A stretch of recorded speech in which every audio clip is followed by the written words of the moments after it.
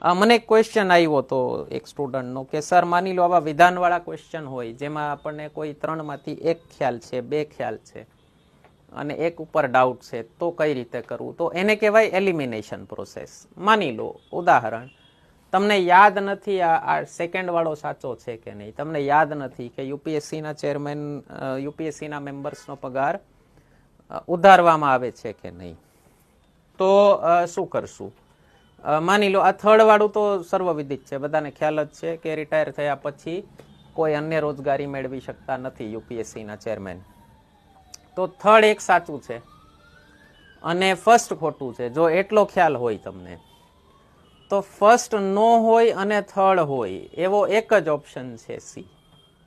તો આ રીતે એલિમિનેશન પ્રોસેસથી ત્રણમાંથી કોઈ બે વિધાન તમને ખ્યાલ હોય તો એક ઓપ્શન એલિમિનેટ કરી અને તમે સાચો જવાબ મારી શકો. આને તુક્કો નો